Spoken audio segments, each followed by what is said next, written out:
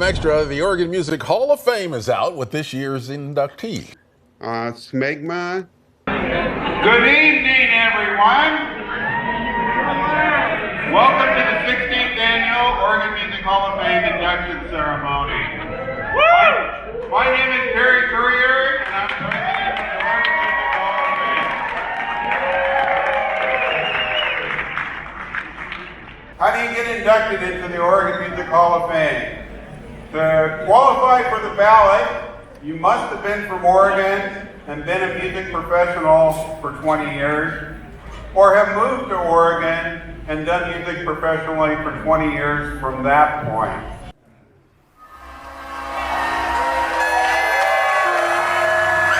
In 1973, the band Smegma was formed in Pasadena, California.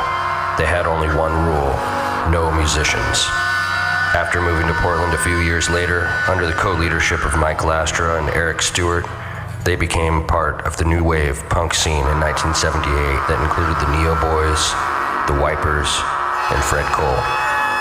Starting from scratch, they are inspired by outer musical artists of the time such as John Cage, Sun Ra, and Captain Beefheart. Over the next 40 years, dozens of locals were welcomed, absorbed, and set loose in studios and on stage.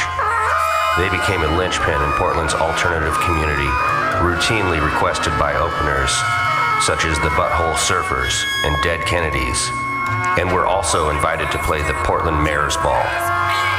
Performances included a drummer playing trombone simultaneously, untuning guitars, thumping bass, a percussionist who worked an ancient turntable playing speeches of President Dwight Eisenhower at varying speeds, and a man playing the Viper Band, made from a rubber dental dam. Lastra constantly recorded the group at a studio and released much of the material on Pigface Records, with over 30 releases. Like the Art Ensemble of Chicago plays jazz, Smegma plays improvisational punk rock on a wide-open, free-form musical landscape. Please welcome Smegma to the 2023 class of the Oregon Music Hall of Fame.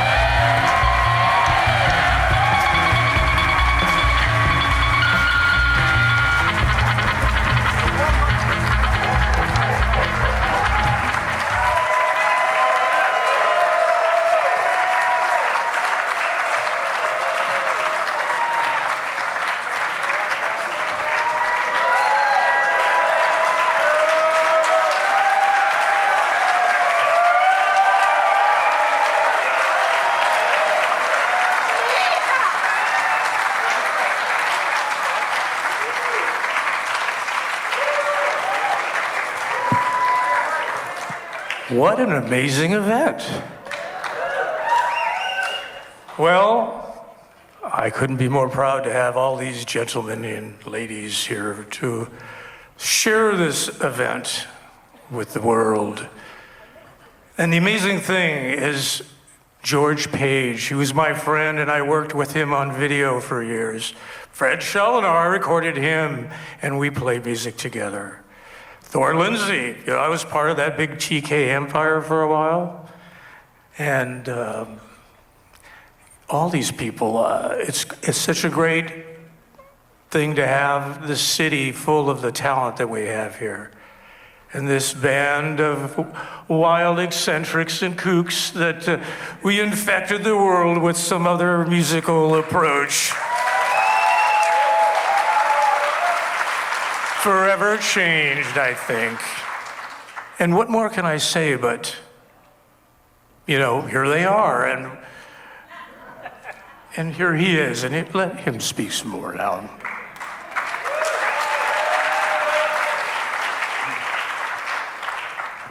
So 50 years ago, almost to this week, a group of misfits living in a big house in Pasadena discovered that we could combine our collectively bizarre sense of humor with an untrained enthusiasm on musical instruments, creating a new form of primitive folk avant-garde music. And suddenly, Smegma was born.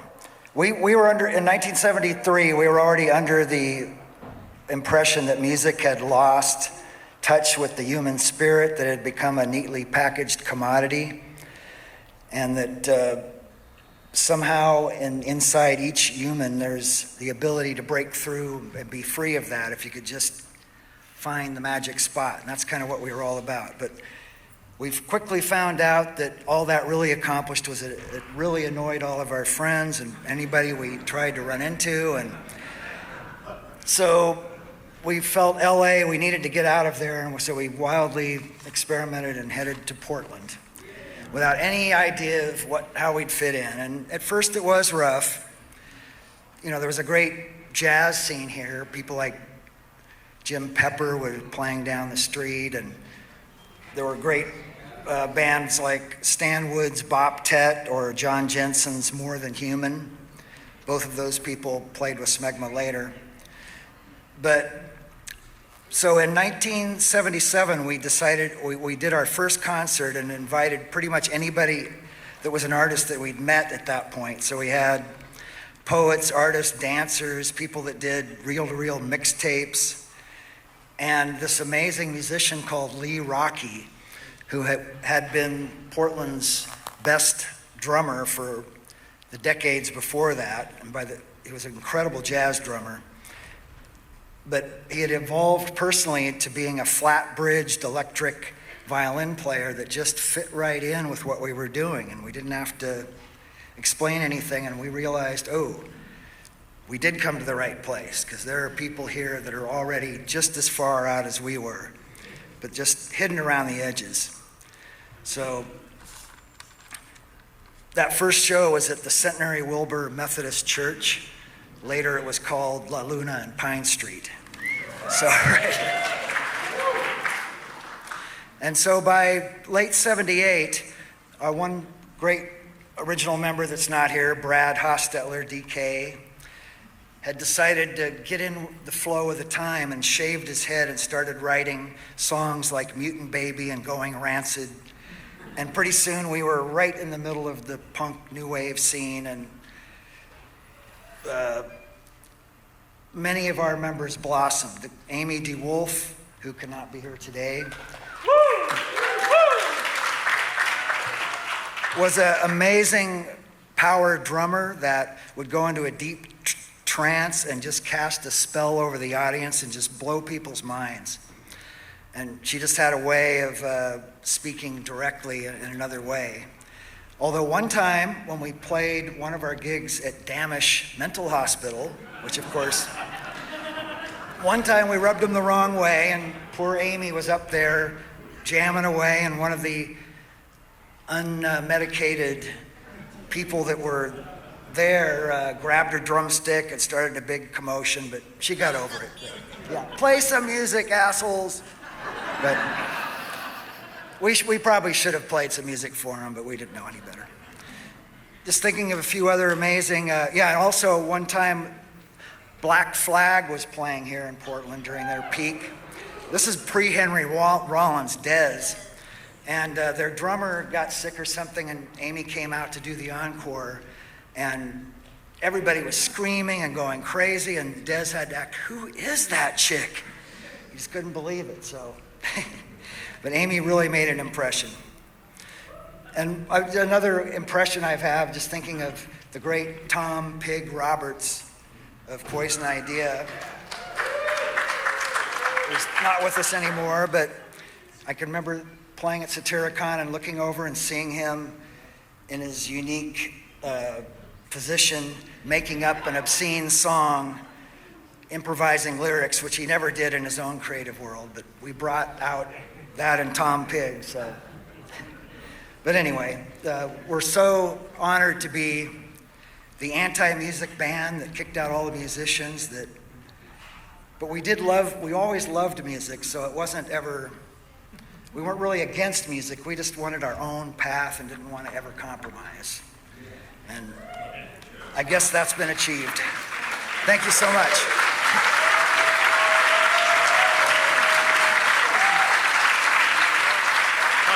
We're just going to get a very quick word from everyone here. I'd like to thank my arms for always being by my side, and all of you people for being so goddamn wonderful to us for all these years, for all this weird crap that I can't believe that we're here for. Thank you so kindly. Let's go. I have no idea what to say. Thank you, everybody. Fuck a duck, you know? Thank you. Wazza. Hey, from Ace Fair and Ford in LA. Olivia. Hi, Mom. Amazon Bambi. Welcome to the Oregon Music Hall of Fame, Smegma!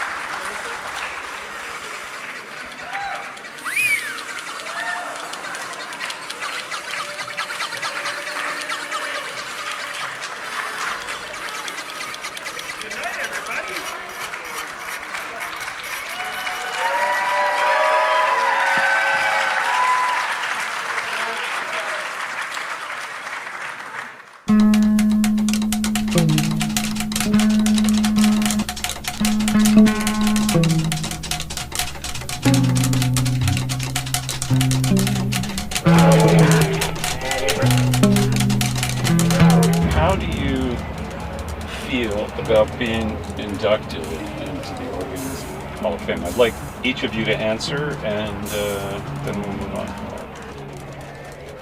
I guess I'll go first. Well, I think it's great to be noticed or appreciated or recognized as some assembly of eccentrics or kooks who've made a difference in the world and maybe inspire people to do their own thing. It's an honor, and I'm proud to be a part of a charitable event. I think it's a beautiful irony that a band that forbid musicians and was determined to destroy what was left of music, which we already thought had gone too far into being inhuman and produced, would wind up being embraced by what is the closest thing to the establishment. But then, time marches on. So there's a great irony there that we appreciate quite a bit. Talk about that a little more, all of you. I mean, I know your vibe is you're a band that you're not musicians, right? Well, I would say, we were inspired by the vibe of like Captain Beefheart. If you ever see him perform, whether how good of musicians they are or whatever else that is, it's not designed to be easy to digest. It's designed to come directly from the soul and just come right on out. And so we were looking for another path to get to that space where you didn't worry about your public persona or making any money or having a manager or any of that stuff. Just how do you get a connection from the soul and get it out? How do you? Well, there's no formula, but one thing we did was kick out the musicians and start fresh. So let me have your perspective, Pink Cat Lady. On what? On the music, or on the lack of music, or on the vibe, the lack of performance. We like music. Stuff It's coming. wonderful. Talk about it. I enjoy playing together with other people and just performing and recording and goofing off.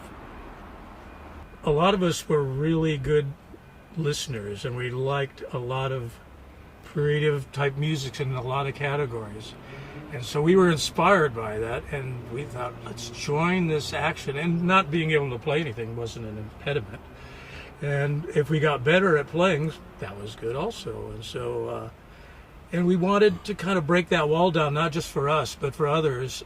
Like, you don't have to have these prerequisites in order to join this action or whatever creative thing you might want to do. And it was pretty effective because we had over the years probably over 100 members that were kind of initiates or wanted to join in at least at that show, and it kind of exploded over the years. It only took like 50 years, but it was great to see the impact actually on the world, our records around the world, and share that and maybe inspire people.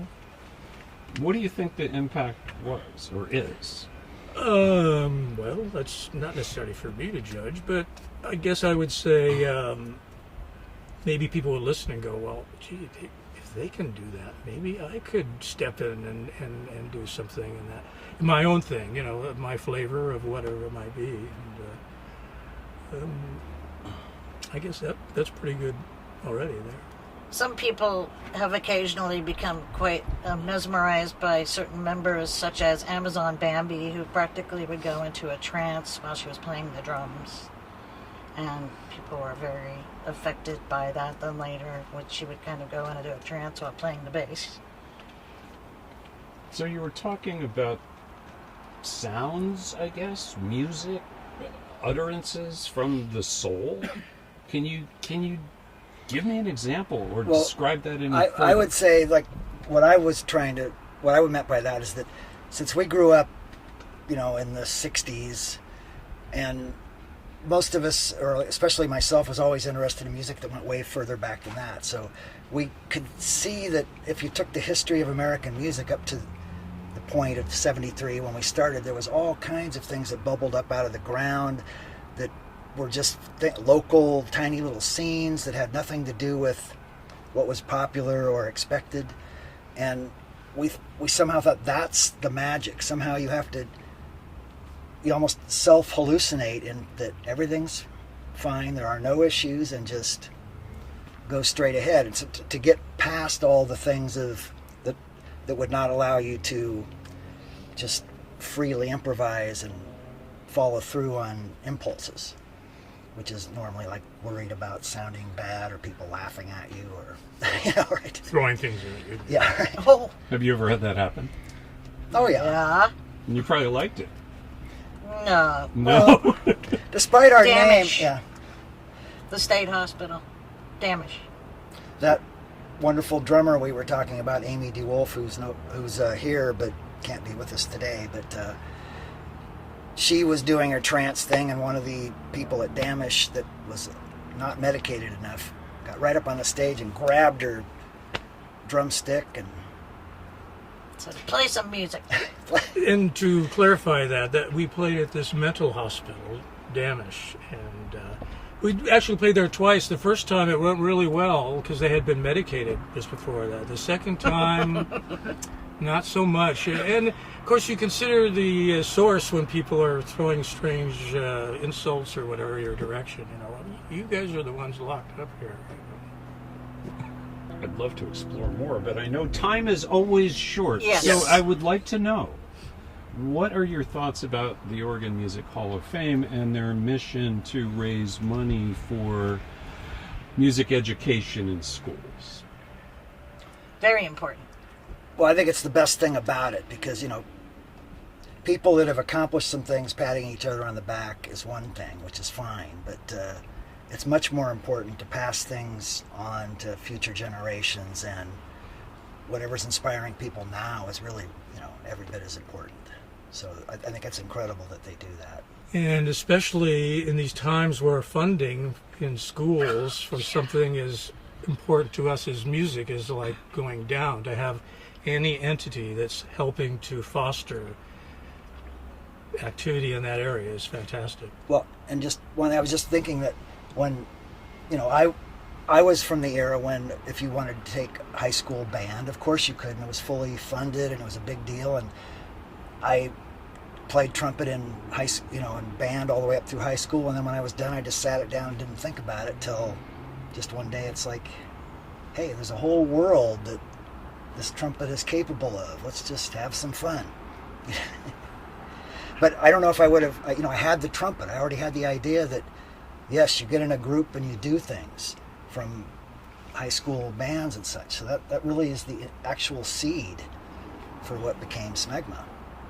I'm going to say thank you. Thank you. And congratulations for being inducted into the Oregon Music Hall of Fame. As you said, for a non-musician, maybe we should call it the Oregon Non-Music Hall of they've Fame expanded for you guys. Yeah, exactly. Okay. Good to go. Thank you.